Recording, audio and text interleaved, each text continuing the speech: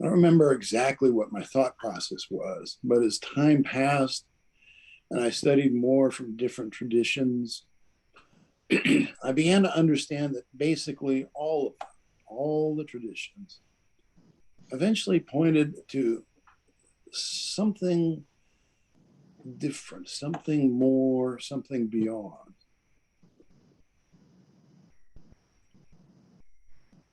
All traditions eventually point to the possibility of experientially knowing God. That became clearer and clearer to me over time. I had no idea what it really meant on any sort of deep experiential level, but I knew I wanted it. And as I became gradually more committed to whatever form of practice I was engaged in, bhakti was what led me forward.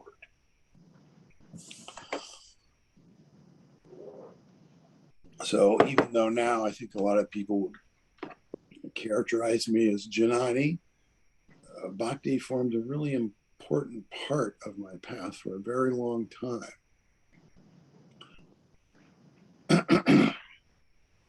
And today I'm going to continue that theme. Each of the following statements is a statement that, within the context of its own tradition and language, repeats the message of the divine indwelling within each of us. This isn't going to be a real long talk. I'm going to do these quotes, and then I'm hoping that we have a chance to discuss them together, see if they are impactful in any way for you. The first teachings are from the book, An Anthology of Meister Eckhart's Teaching, translated by C.M. Vega.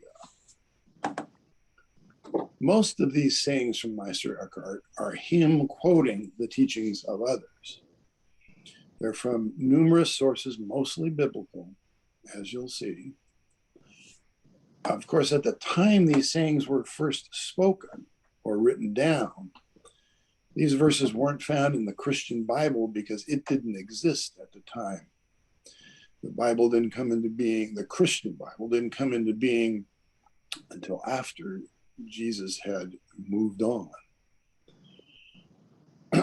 At that time, they were found in what is now called the Hebrew Tanakh, which corresponds to the Christian Old Testament.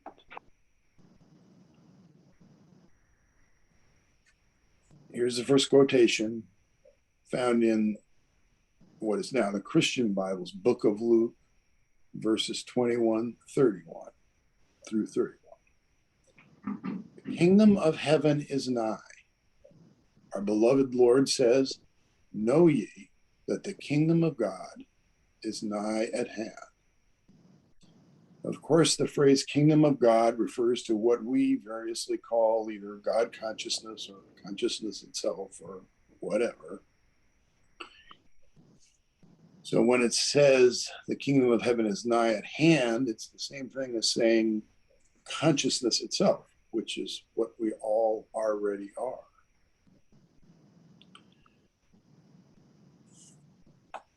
So please remember that all these somewhat old-fashioned sayings are in fact pointing to what we talk about all the time. Next is a quotation from the Bible's Book of Luke at 17:21.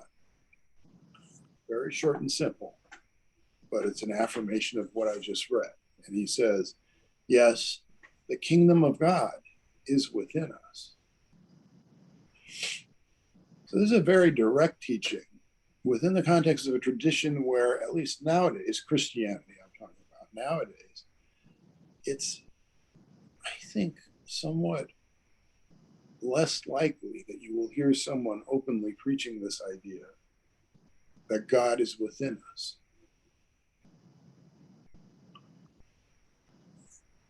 And in the Bible's book of Romans, at 13:11,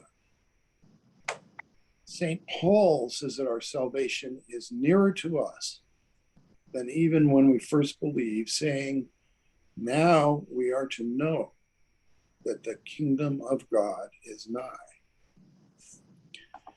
These quotes are all Christian or pre-Christian, again, the time of Jesus' life itself. There's a whole bunch more that could be cited, but I think you already know that. In the bhakti approach, one comes to know God through love and trust and surrender to the divine presence. Through the love of and trust in that divine presence, which is always, as described above, nigh at hand or within us. The kingdom of heaven is within us. Through the path of love, we can come to know God experientially, personally, directly. That, of course, is not limited to the bhakti approach alone, but that's what I'm talking about now. So I'm going to read a few more quotations, not too many. And then I'm hoping we can talk about this, especially these quotations. They all address the presence of God or consciousness itself and the experiential living realization of that presence. Some of this might sound a little Jnani at first, but bear with it for a few seconds because there's an interesting message here. I'm going to go through these quotes slowly because I'm hoping they will generate some conversation. Here's the first quotation. One reason that full gnosis cannot be lost is because it includes that realization that nothing was attained. Your true nature has always been consciousness itself and always will be. This is why when his disciple Subhuti asked the Buddha what he acquired through his enlightenment, the Buddha answered in this way.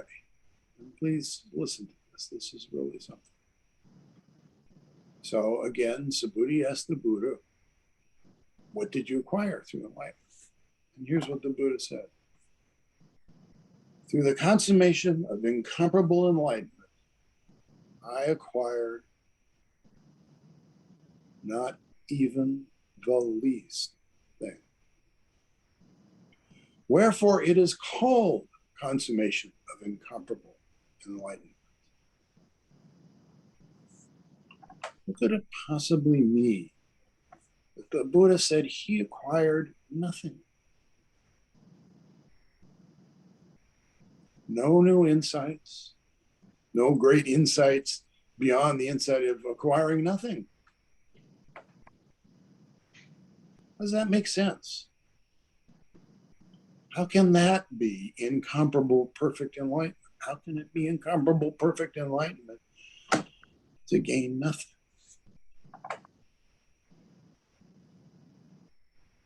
And to throw a monkey wrench into things.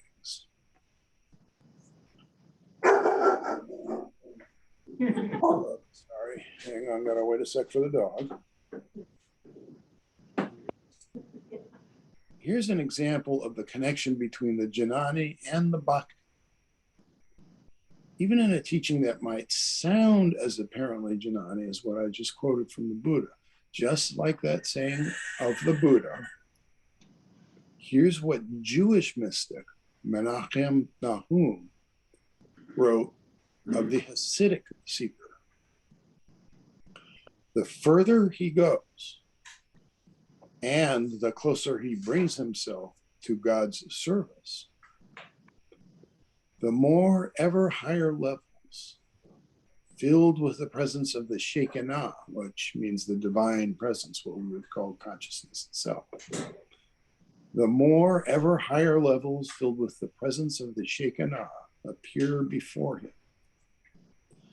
The intensity of that presence increases as he continues to reach upward. But, and here's the big but, But finally, he must realize that he has, in fact, gained nothing at all.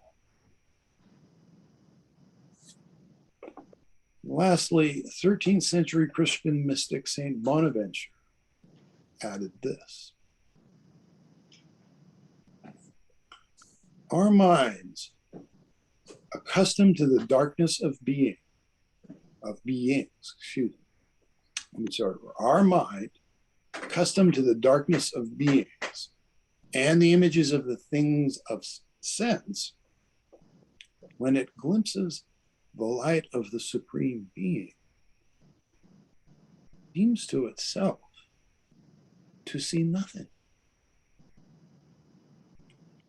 It does not recognize that this very darkness is the supreme illumination of our mind.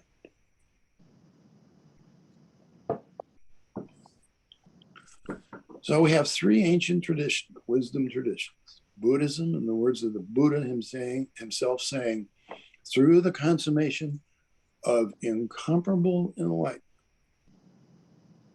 I acquired not even the least thing. And a very different tradition, the Jewish mystical tradition from now thousands of years ago. In this case, Menachem Nahum lived more recently than that. And he said, finally, he, meaning the seeker, must realize that he has in fact gained nothing at all.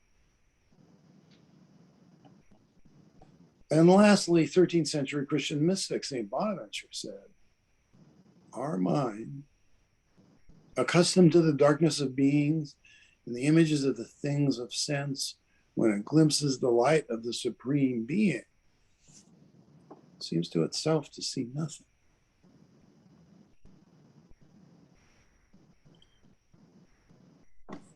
We find confirmation of one of the fundamental teachings here at the center, in that these three very different traditions all point to the same end goal, so to speak, knowing God, knowing the truth of who and what we are.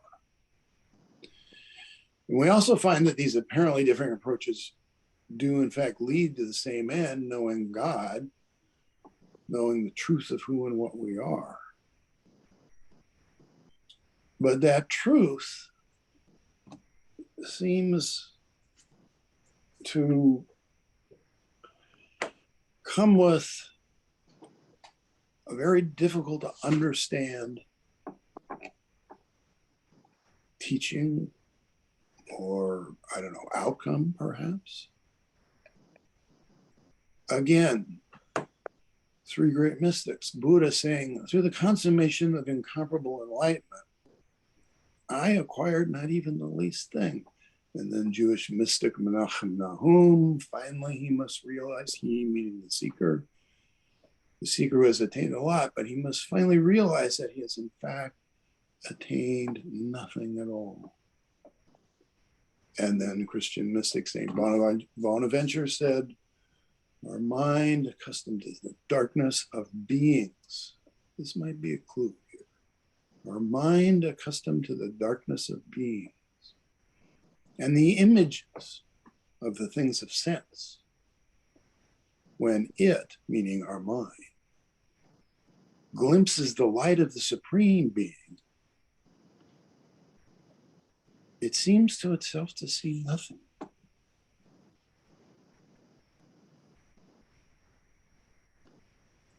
And of course, as we say all the time, all the traditions point to the same end, knowing God, knowing who and what we are, regardless of all these different cultural understandings, etc.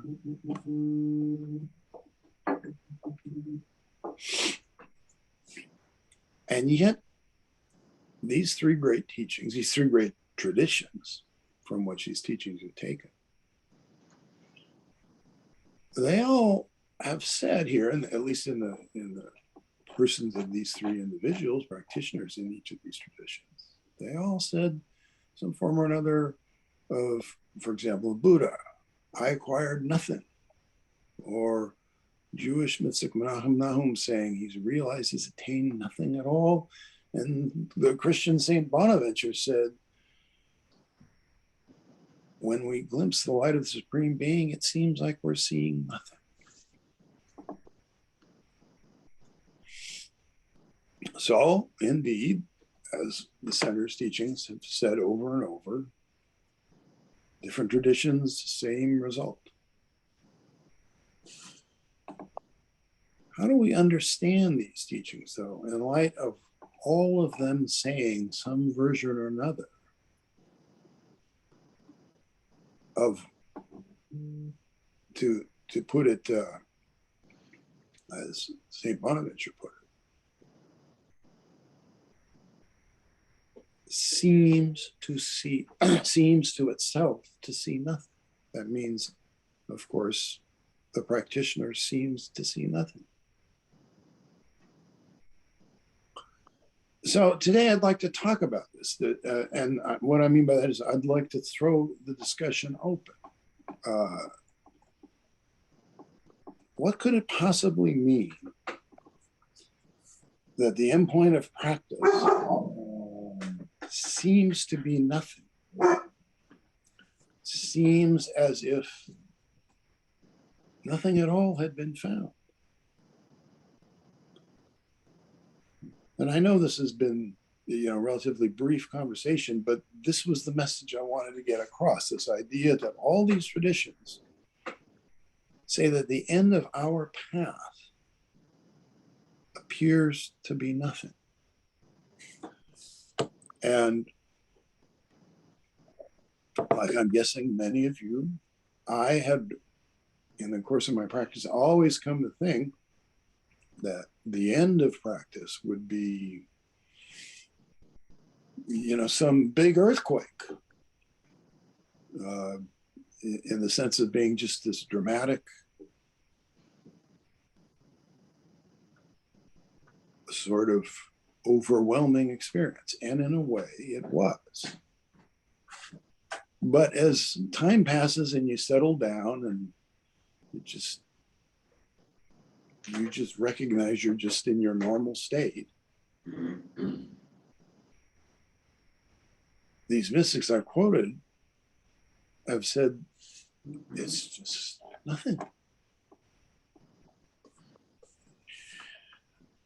So I want to know what you guys think about that, how you understand that.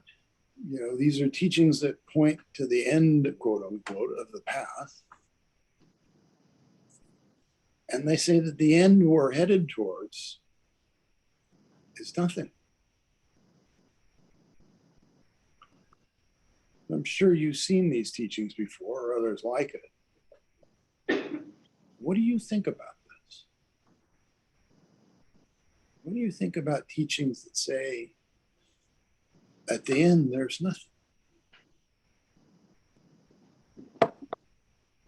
This is really the end of my prepared part of the talk, because I did want to open it up to this, to see, what do you think about that? I hear students talk frequently about expectations, hopes, desires of what it's going to be like to awaken. And here are these three authorities, and of course, like I said, there are many more, who say the end of the path is nothing. And yet, teachers here at the center, Joel himself, me, we all say simultaneously, awakening was a big deal. Personal, maybe, is a way to put it. And at the same time, just as these three historical figures said, nothing happened. Nothing. How do you understand that? How do you reconcile that with your practice? So I'm just going to throw this open because I'm hoping that some of you at least are stimulated by this idea that somehow this end result of nothingness is part of the path.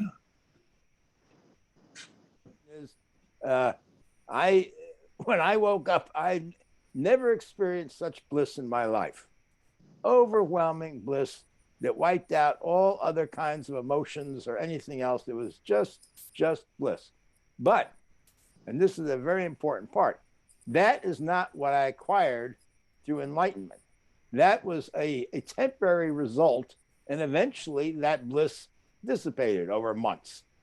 And it's not that I don't experience bliss today and so forth, but bliss is that kind of bliss is an emotion or a state, and states are ephemeral; they pass.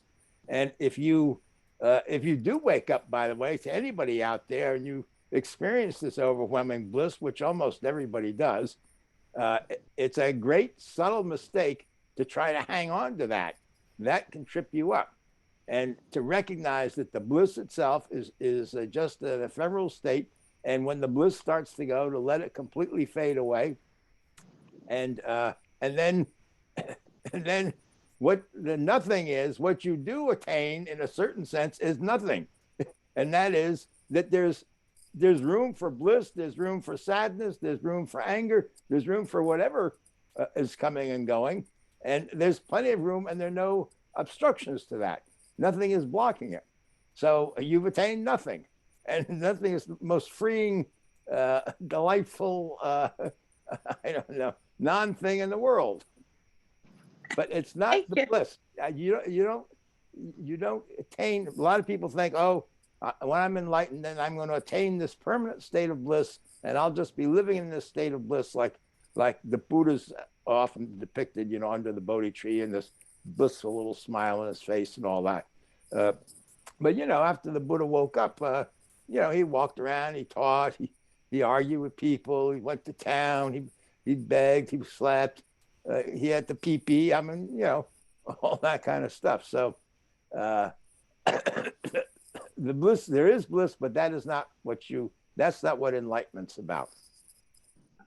When you were reading those different quotes, I had an experience that came to mind that seemed to echo the same kind of thing, but now I'm worried that I'm misinterpreting. But let me go ahead and share it anyway. So I have been working, Enlightenment is new to me. This whole group is new to me. But I have been working on kind of bettering myself. I was doing a lot of suffering. And part of that practice was to do these long walks, and I called them meditative walks, because I would take something in the day that had bothered me and try to unwind it and figure out what it was about it that had bothered me. And I was on one of these walks, and at some point I realized that all of this thought I had around who I was and all these ideas that were around me to protect me, my who I am, what kind of career I have, whether I'm healthy, all these things, I realized that they surrounded nothing. Like, there wasn't anything in the center to protect. There was nothing there that could be hurt, if that makes any sense. And so for me, it wasn't like I wouldn't call it a blissful state or anything, but I did bust out laughing because I realized that instead of pulling down each one of these thoughts and each one of these past experiences and each one of these ideas of who I was, all of a sudden it just kind of burst and went, there's nothing there to actually worry about or to protect. And of course, over time that went away, and now I fall back into who I am all the time. But it's kind of nice because it never went back there. Like, now I know that there's nothing. When I start to get annoyed by something, I start to get drawn into a thought or a feeling, I know that I don't have to follow that. I don't have anything to protect inside. And so when you said all those quotes led to, like, the bliss is nothing, that's what came to my mind was there's nothing in the center to protect. It's already fine the way it is, if that makes any sense. Perfect. That's perfect. The empty center. That's right. Just like you said, the empty center. That's you find that expression used sometimes in the writings. And it's so foreign to everything we're taught, but this is where the mystical teachings point. This empty center. And early on, in this conversation, I said something about talking about this. And the ironic thing is that, ultimately there's no real way to talk about this at all. No, there isn't. It's occurring within a context of language and thought and all that stuff. But as you experienced yourself, it's pointing to a center, deep inside us, which is characterized by no limits. Nothing that we can point to or say anything about at all, other than there's just this giant emptiness. Yeah, I can't find what it is that's at the center, but it's not all the things I thought my whole life it was. I was trying to build something up and protect it and guard it and do all these things for it. And I realized at some point when I kept asking myself, what is it what's the worst thing that can happen? What is it that you're protecting? What is it that makes you react this way? I couldn't find anything anymore. It just got to a point where I was like, there's nothing there. There's nothing worth protecting, or there's nothing that needs protecting. Like there's nothing that anybody else can hurt, if that makes any sense. It makes beautiful sense. I think you put it very nicely. And this is, this is the great irony of this path. You start looking in and you go deeper and deeper, and what do you find? What do you find? It's like it's just this big empty space. And mind doesn't know what to do with that, and that becomes one of our trickier, bits of, I don't know, faith. Maybe you'd call it a bit of faith. The more I try to identify it or name it or talk about it, the more it goes away. It's almost like you just have to accept that there's nothing there and kind of go on. Let me jump in here, if I may, for a minute, because I think that this is a really good example of what I mean anyway, and other teachers mean when they talk about a direct, unmediated insight. We do a lot of meditation practice. We do a lot of analytic inquiry practice and stuff. And what we're aiming for is exactly this kind of non-conceptual insight, a direct non-conceptual insight. And you got a taste of what the Buddhists would call the emptiness of self. There is no self. And in all the other traditions, they have different ways of putting it. They say there's only God, so who are you? I mean, you there's nothing in there. And then you said, yes, the insight made you laugh and it was joyful, and then it kind of wore off, and the conditioning comes back and all that. But this is something, and you can't hang on to that. And you have enough you had enough of an insight to see that this is always the case. It's not like you experience this once, it's always there. So, but what you can do is do practices like meditation and inquiry and things like that will continue to show you the conditioning that seems to be real, that seems to create a real self. And you'll be able to recognize that more quickly as it arises itself. In the moment, you'll see, oh, there's that whole delusion happening again, and you can see that. There's definitely there's a difference between before and after from that moment, because now when somebody says something, I can almost immediately identify that it's like, ooh, that hurt, or that it has something behind it, like a sharpness to it, I guess is the best way to describe it. And I recognize that immediately, and then I start asking myself, what is it about that I'm protecting myself from, or whatever. Exactly. And this is why people say in traditions, your enemy is your best teacher. Yeah, the enemy is the one. Definitely, I hear myself saying all the time that life is now like the best teacher because something will make me mad or something will make me frustrated. And you welcome immediately I it go, because "Whoa." you, yes, but now Yeah. you welcome it because there's an opportunity for insight rather than Yes. trying to run away and push away. You're right on Yes. the money with this. Whatever you're doing, you're doing right. I just encourage you to, Well, the internet is wonderful. There are so many great teachers out there. Yeah, and well, it's a totally different world now, having access to so many wonderful people Right. out there. But trust your own wisdom now. That's very Okay. important. You've had your own insight. You've seen this yourself. Trust that. And if it's not lining up with what the teachings, forget about it. You just keep going with what you're. Yeah, there's a lot of stuff that people talk about I can't follow. It hasn't been my experience, but Right. I don't know if I'm missing out on something. No. You're doing just great. You're doing just great. I really want to emphasize that. And for everybody out there, this is the kind of insight that the whole practice is for this.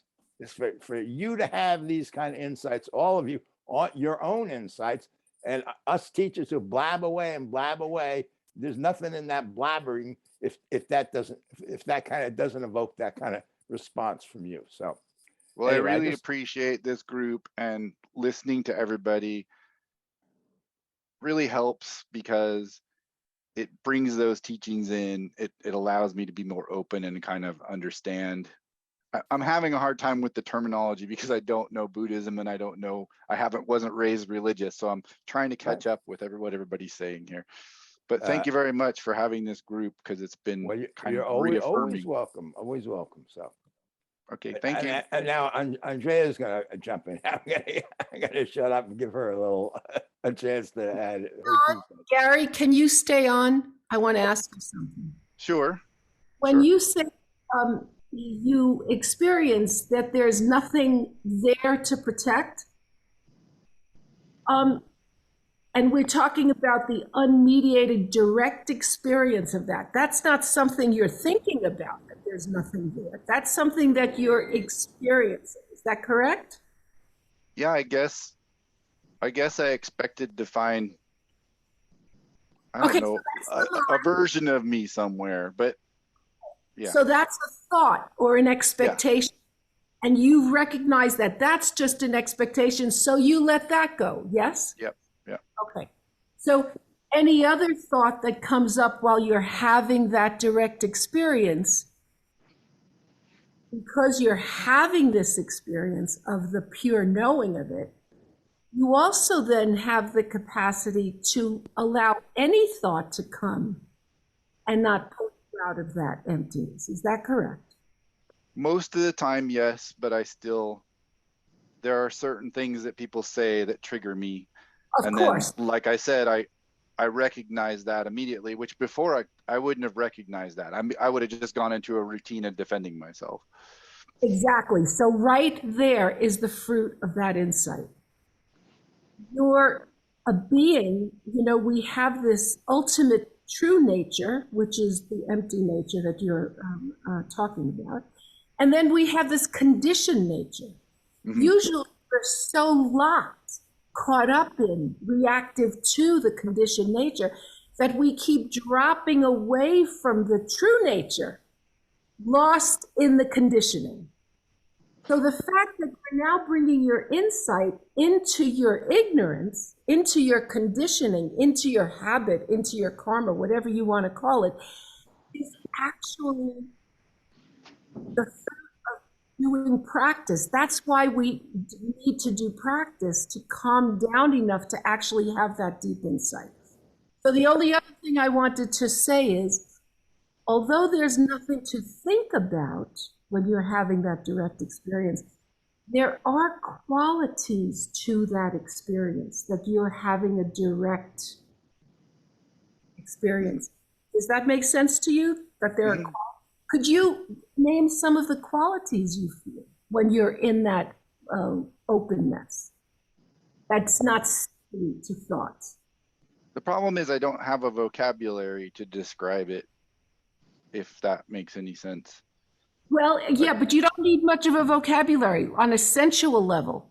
On a sensual level, like the tightness of when you're caught up, right? Yeah. So what, could there be a word that isn't that?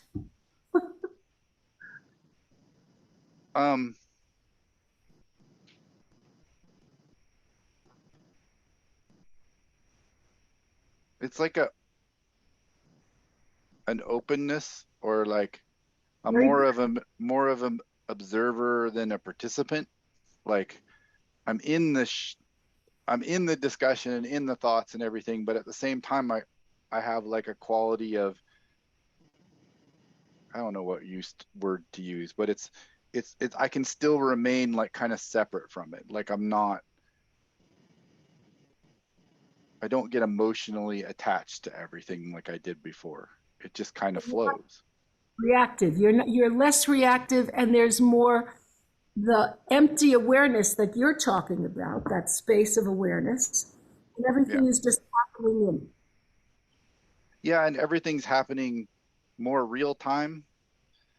Like when I get drawn in and I get lost, because I still get lost from time to time, where I'm gone for a day in the happenings of the day. But when I find myself in that lost normal space, I'm constantly running to the past and to the future and comparing the Yes. current moment to past experience or what I want from the future or whatever. And when I'm in that more spacious, or when I'm in that other state more fully, there's less of that. It's more of like what's happening this very second, and I'm more engaged with what's happening in the moment almost fully than jumping to the past. I mean, I can still think about past events and future events and all that, but they don't have that. I'm not there. I'm not pulled into it, reliving it and re-experiencing it and getting the emotions from it and all that. It's just. So would you say that you're not losing the nowness? You're Correct. allowing the nowness to remain open, spacious, and you're allowing everything else to come and go. So some mystics refer to that as a timeless. There's no time there, because you're not Correct. going to the past, you're not going to the future, and you're not actually trying to label the present. You're just allowing the flow of appearance in the space of awareness. And when you're having a conversation with somebody in that kind of state, which is a similar state that I'm in right now, I can hear what you're saying, and instead of my brain going off into, well, what do I want to respond next, or how does this compare to what I expected this conversation to go like, it's much more natural. You just answer, and it's effortless, if that makes any sense. Instead of worrying about, well, how am I appearing to everybody, and what do I need to worry about, and the stuff that would have drawn me in before and made it impossible for me to even speak or raise my hand becomes less so now. It's still there, but I'm able to acknowledge it and go, I don't have to log into it. I can just let it go. To me, you're describing a naturalness. There's an naturalness to your presence. That's a good way to describe it. You're imparting it to us. We're listening to you. And as we're listening to you, this naturalness, this openness, this spacious, relaxed effortlessness is allowing whatever appearances are going to pop up to just simply emerge, to display, and then they just go their own way, right? Right. You're describing the state of emptiness, awareness, clarity. That is the practice. That what you're describing is an insight. It's a realization of insight into the nature of the mind, meaning how we know, and the nature of appearances. They just appear. And I don't know what you mean by appearances. Appearances is a thought, an emotion, a feeling, anything you were referring to usually get caught up with. Oh, okay. So that's what an appearance is. You could call it phenomena, thought, feeling, reaction. I like it, I don't. Anything other than this openness. Right. Everything else that's appearing in this openness. That's an insight into your natural practice of awareness and appearances. Mm-hmm. That's all you need to keep doing. And that is the way, that is the path for you, because you made that openness, distinction between that and getting stuck. So you now have in your body, and not just in your cognition. My guess is that you have that experience as a physical sensation in your body. It's definitely the tightness and protection has gone. It's more relaxed. My provider says that my health has gotten a lot better. On, brother, onward. Yeah. Nothing else to do. Thank you, Gary. So does that match? Because when I hear what he was saying from all these quotes, that's what I'm hearing in my head is, you realize that there's nothing to protect, that you're already this thing that can't be hurt. And so you just exist as that. And then all this other stuff that comes in is just noise. It's a show. I don't know how to describe it. The grand display. Grand display. Thank you. Well, thank you for letting me talk. The answer to your question is yes. The Buddha acquired not the least thing, because there's no Buddha to acquire anything. Right. And that's what was realized. And that's it. Okay.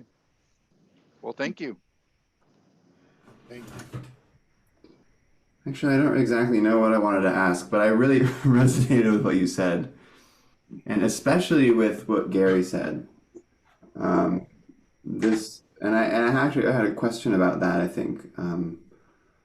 So there was sort of also similarly a moment when it was like there's just a realization. It wasn't like I gained anything, but that suddenly there was no sense of there being anything inside that was me. And so it just sort of opened up, and it's been kind of an ongoing investigation of kind of what Andrea was talking about, of the qualities of it. But I just wanted to speak to this bhakti path, which is where my question is, because there was sort of no. There was a really slight sense of joy, but it wasn't like an overwhelming exuberance or, and then I hear words like God, and love and or oneness, which are sort of amalgamated for me. And I just, Gary, I just really loved what you said, but for a moment you said something like,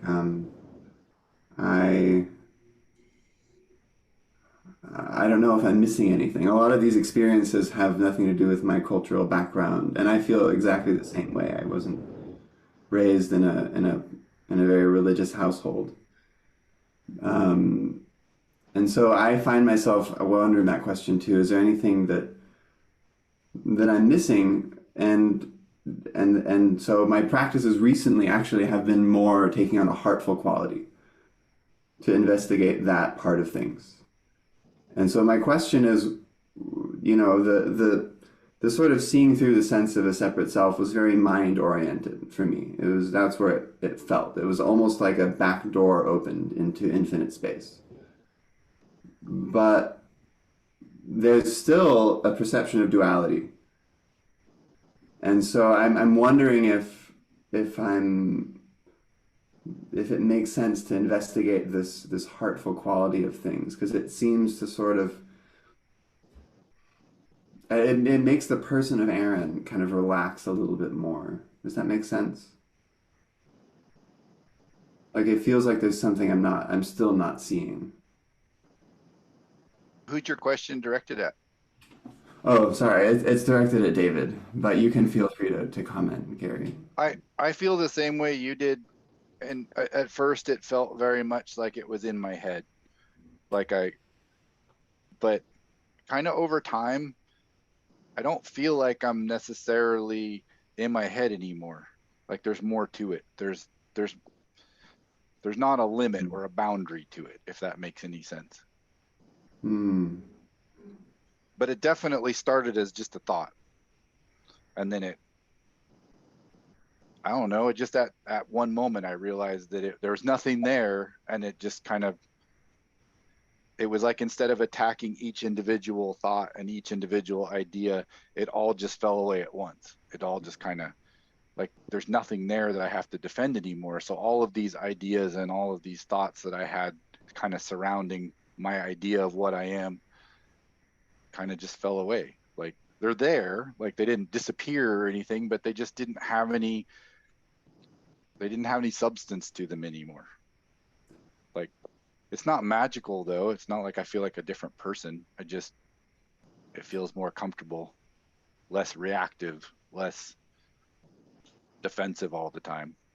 I don't know if that is worth sharing. So Gary, may I jump in here for a sec?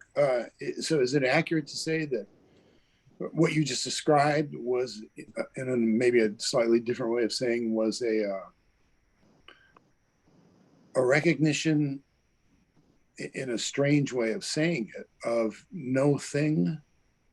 It was just empty, progressively, sort of over time, the more you were able to relax into it. And that, go ahead. For me, it was just a, I don't know how to describe it, but when I'm taking a thought, somebody would say something and it would aggravate me, or I would have an opinion about that person. I don't like their outfit, or I don't like their hair, or I don't like something about them. And I was taking time to investigate each one of those things. Why is it that this angered me, or this frustrated me, or why do I care what that person does with their hair? And I kept asking, who is it that's getting annoyed by that? And just kept going in and going in and going in. And at some point I realized there is nobody that's annoyed by it. Like, there just wasn't anything there. And it was more of a, like, 1 second there was this massive castle to protect, and then the next second I realized that it was all just kind of an illusion, if that makes any sense. Beautiful. What you just described sounds very much like an inquiry practice that I did at the end of my path, and it led me to exactly the same thing. The deeper in you look, the less there's anything to see. Well, and I don't know if this helps, but I worried for a very long time that I had built myself on a crumbly foundation, you know, if you want to use the words that people use. Like, I didn't have the right schooling, I didn't have the right background with parents and all this other stuff, and so I felt like a kind of a broken castle to begin with. And so all of it kind of cleared up at once, you know, when you realize there is no castle that you have to defend, there is no thing to defend, there's no ground to be built on. It's all just illusion, if that makes any sense. Yes, it does. Complete sense. It still feels real, you know. I'm still here. Sure. I still get my feelings hurt. and I echo some of the sentiments you said. I, had my own difficulties growing up too, and it left, whatever issues that were there to be dealt with. But then, as you said, this kind of practice, what it does is it takes you to a level, below all that stuff. Below, not meaning, less than, but more fundamental than. It's the indescribable part. It doesn't have like a place. I couldn't tell you where it's coming from. I can tell you where the castle is, and I can tell you where all the stuff that I'm defending is, but I can't tell you what I am. I'm just not, I don't know how to describe it. It's definitely more relaxed. Excellent. But it's not perfect. I have my days where I just, that's why I'm here. I'm hoping I'll learn even more. I think we all have those days, some fashion or another. Okay, great. I feel like I took away from Aaron's question here, though. We can return to Aaron. He's still there. I'll be here. Yeah. Go for it, Aaron. Oh no! Joel, were you gonna say anything? Well, I was just gonna jump in and add to this that in most people's experience, the more you get to relax, the more you touch into that openness, the less self there's in the center of all this thoughts and dramas and stories and all that. The more you let go, the more you naturally begin to feel a kind of love and compassion. That's what you were saying about this. To you, it's been more intellectual, and what does it have to do with the heart and all that? And so, I think that if you just in time, and you know, for especially for me, I can speak for this. I never had a big sort of burst of love and compassion for the whole world and everything like that. But just the more spaciousness, I would naturally start to have my attention wouldn't be all focused on me and my problems and what's wrong. It would be out there, and then naturally I would see suffering or something, and I would just want to respond to it in some way. And I never saw myself as a saint, or I'm going to become, I don't know, a great healer or Mother Teresa or anything like that. Just in little tiny ways. And the more that happened, the more I began to say, well, you don't really have to do anything about love and compassion. You just have to make room for it. I mean, get rid of the obstacles and it starts to flow. And so that's something you might just be aware of, and just like Andrea was saying, be aware of what's actually physically going on in your heart and in your body, in that relaxation. And see, and it's very, for me anyway, it's very, very soft at first, very quiet, not a big showy dramatic thing, but having, and then you know, then sometimes it will be like bliss. There'll be bursts of love and beauty and things that you just they're kind of overwhelming, but they are states. Excuse me. When you experience them as phenomena and whatnot. So, you know, again, let them go, but don't worry about it, because it's always the potentiality, the capacity is always there. That's why they say God is love and the Buddha is compassion. It's not like it's like actually the simplest little things are an expression of that. I mean, just this is a little stylus for the phone, you know, and it's just amazing that this is here. It's just amazing. Or, you know, I look out the window and this was created by somebody who actually put a lot of thought and effort and whatnot into thinking about this, and it's quite beautiful. There's a, you know, some sort of holly tree or something outside, and where'd that come from? I mean, I don't mean intellectually, but it's just an expression. It's like your guitar. That's like music. I mean, where does it come from? Why do it? You know, isn't the love? Isn't your playing love an expression of love? Ideally. Yeah. Well, when it's going well, and when it's going easily, and when it's going effortlessly. Yeah. You shared the story of the bassist or the jazz musician who said he totally forgot that he was playing at a certain point. I've had that experience before. Yeah. Yes. Yeah. He wasn't actually a bassist. He was a sax player. But anyway, yes. Okay. I totally forgot. which is, you know, very, very spiritual. This is what we're talking about. There was no person inside. It was just the music. The music coming out of emptiness and going back to emptiness without any obstruction, without any, you know, anything in the way. So this is really wonderful. So, yeah, okay. So relaxing into the spaciousness, letting it, you know, it takes care of itself. I just find in my own practice, there's almost two qualities to spaciousness. There's a sort of a mind quality that's very expansive, very empty, very free. Especially up here is this sort of sense of freedom. But then if I rest awareness in the heart center, I don't mean exactly the physical heart, but the area around the heart. It was like the practice that actually it's pretty much the same practice that you introduced when you gave your talk. Right. There's a different quality of that same spacious awareness that I feel. Well, you know, here's the interesting thing. In fact, the two boys that Andrea was playing, Sam and Joseph, were actually debating this at a very intellectual kind of level. But for most people, the first thing you develop, especially if you're more Janani, you develop this witnessing, the sense of witnessing, that there's this awareness that's just witnessing, and then all this phenomena rises and flows away, and the witness never changes. The witness is timeless. The witness is just, and then there's still a kind of a distance. There's still a distinction between the appearances and the awareness. Now, if you pay closer attention, that's not the right way to say that because that's too strenuous.